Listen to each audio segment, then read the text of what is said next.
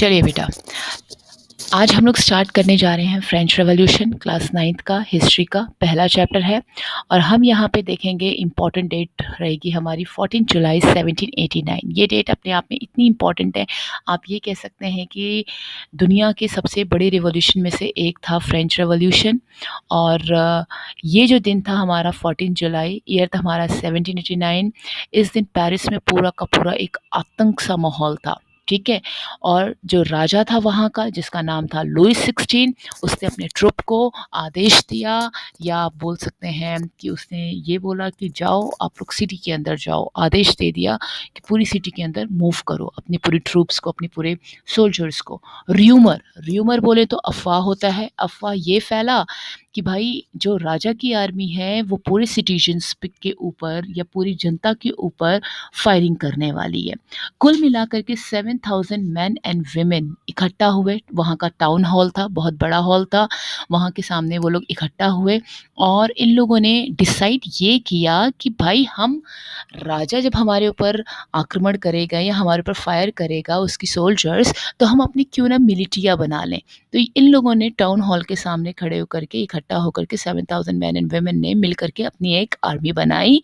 और different different number of जो government buildings थी उनको तोड़ना फोड़ना इन लोगों ने शुरू किया। क्यों तोड़ना फोड़ना शुरू कर दिया? क्योंकि वो सर्च कर रहे थे आर्म्स का। आर्म्स का मतलब यहाँ पे क्या है?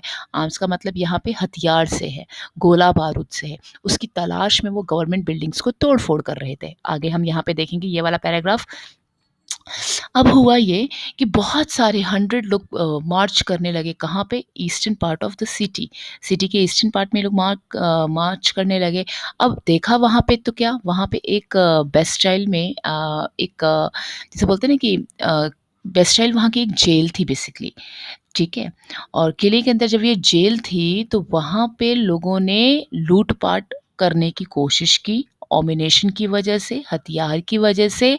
और वहाँ पे जो कमांडर था बेस्टाइल जेल का, उसको मार दिया गया और कुछ प्रिजनर्स को भगा दिया गया। हालांकि उनकी संख्या सिर्फ 7 थी। और Bastille was hated by all, मतलब सब लोग बेस्टाइल से नफरत करते थे। क्यों नफरत करते थे? क्योंकि Bastille stood for the despotic power of the king. ये जो बेस्टाइल था वो राजा की डेस्पोटिक पावर के लिए माना जाता था। What is the meaning of despotic? Despotic का मतलब होता है क्रूएल, क्रूएलिटी को सिंबलाइज करता था Bastille. That is why people hated this Bastille prison, right. अच्छा, अब the fortress was demolished and its stone fragment were sold in the market. जब ये हमारा जो बेस्टाइल था, जब उसको तोड़ फोड़ दे गया या टूट फूट गया, तो उसके जो पत्थर थे वो मार्केट में ले जा करके लोगों ने बेच दिए। अब बोलो कि पत्थर कौन मार्केट में ले जाके बेचता है? हाँ, इन लोगों ने बेचा।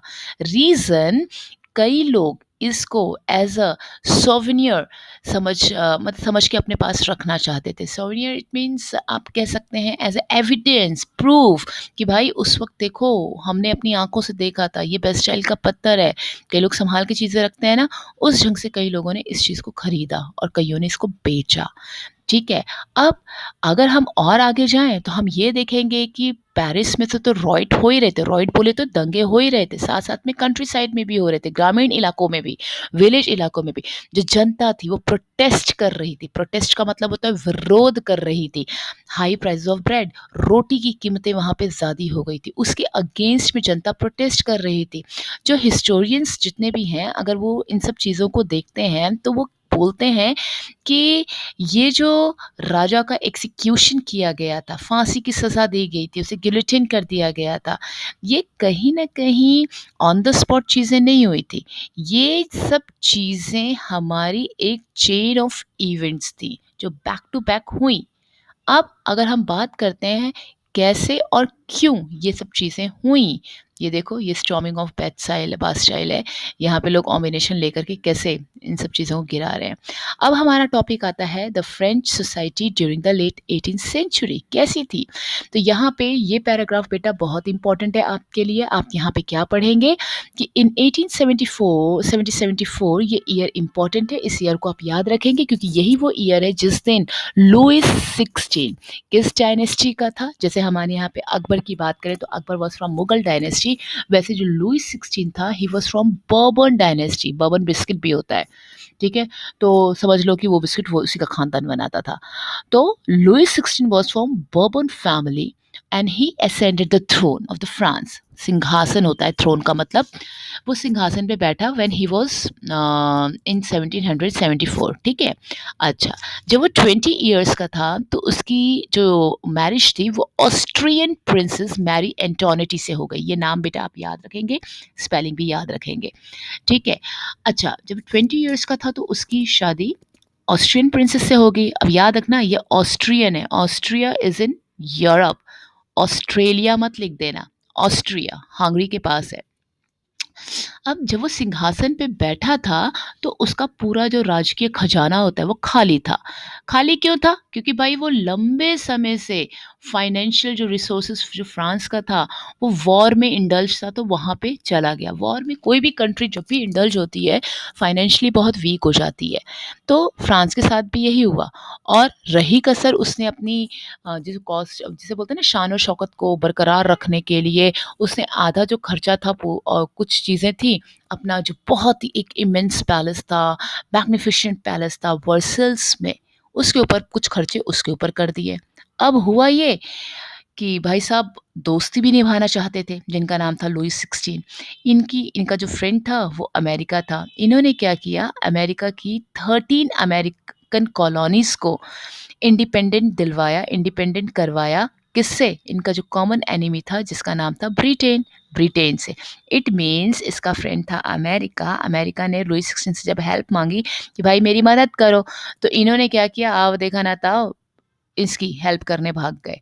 अब अमेरिका की 13 कॉलोनीज को तो फ्रीडम दिला दिया ब्रिटेन से, लेकिन क्या दोबारा वॉर में कूदा? और वॉर में कूदने से क्या होगा? फाइनेंशियल लॉस होगा। बल्कि इसके बाद दिमाग होना चाहिए था कि मैं तो पहले से ही कंगाल हूँ, मुझे नहीं जाना चाहिए भाई वॉर में, लेकिन ये गया, राइट।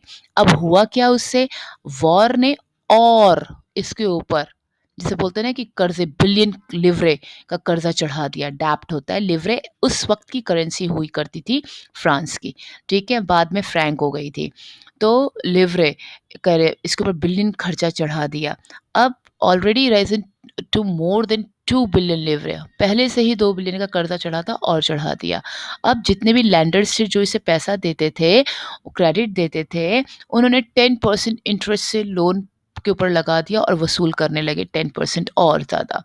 अब जो फ्रेंच गवर्नमेंट थी वो अपनी जो चीज़ें थी, अपने जो बजट था, जो इंटरेस्ट पेमेंट था, वो खुद उसे करना पड़ा था। हर चीज़ खर्चा-वर्चा अपने आप वो देती थी। लेकिन जो रेगुलर एक्सपेंसेस थे, जो कॉस्ट ऑफ मेंटेनिंग थी आर्मी की, कोर्ट की, गवर्नमेंट को कैसे रन करना है, ऑफिसेज़ को कैसे रन करना है, यूनिवर्सिटीज़ कैसे रन करनी थी, था तो ये राजा ना, उसके लिए उसने क्या कर दिया, टैक्सेस को इंक्रीज़ किया।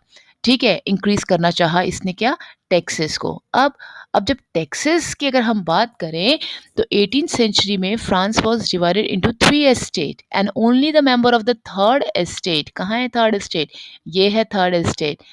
ये क्या करते थे थर्ड एस्टेट, ये पे करते थे टैक्सेस को। तो at that time in 18th century the French society was divided into 3 parts. पहला आता है क्लर्गी, सेकंड आता है नोबिलिटी, थर्ड आता है आपका जो वर्किंग क्लास थी। तो इसको आप बोल सकते हैं first estate, second estate, third estate. First estate में कौन आता था, फर्स्ट एस्टेट को हम बोलते हैं क्लर्गीज, सेकंड एस्टेट को हम बोलते हैं नोबिलिटीज एंड थर्ड एस्टेट में हमारे आते थे वर्किंग क्लास, चाहे वो बिजनेसमैन थे, चाहे वो रिच पीपल थे, चाहे कैसे भी थे, पर वर्किंग क्लास थे। क्लर्जीज कौन होते थे बेटा, जो चर्च से रिलेटेड लोग हुआ करते थे, चाहे वो फादर हो, पोप हो, कोई भी हो, बिशप हो, they are the part of clergies. ठीक है, इनको स्पेशल प्रिविलेजेस मिलती थी बाय बर्थ। सेकंड हमारा जो एस्टेट आता था उसमें नोबिलिटी था, रूलर, उसकी पूरी फैमिली प्लस उसका पूरा जितने भी नाइट्स वगैरह होते थे, they were the part of the second estate. मतलब these two states were totally exempted from the taxes. ये कोई भी प्रकार का टैक्सेस नहीं देते थे, इनको फ्रीडम थी कि आपको टैक्स देने की कोई ज़रूरत नहीं है। तो भाई किसको टैक्स देना पड़ता था, तो जो हमारा जो थर्ड एस्टेट है ये सिर्फ और सिर्फ टैक्सेस देता था। थर्ड एस्टेट में ऐसे कौन लोग आते थे, तो देखो कौन कौन आता था, बिग बिजनेसमैन आते थे, merchants, court officials, law lawyers, peasants, artisans, small peasant, landless laborers, servants, they were all the part of third estate. और अगर कभी क्वेश्चन पूछता है कि थर्ड एस्टेट में क्या सिर्फ पुअर ही आते थे, तो आपका आंसर है ना, बिल्कुल नहीं। थर्ड एस्टेट में रिच भी आते थे, बट द वर्किंग क्लास।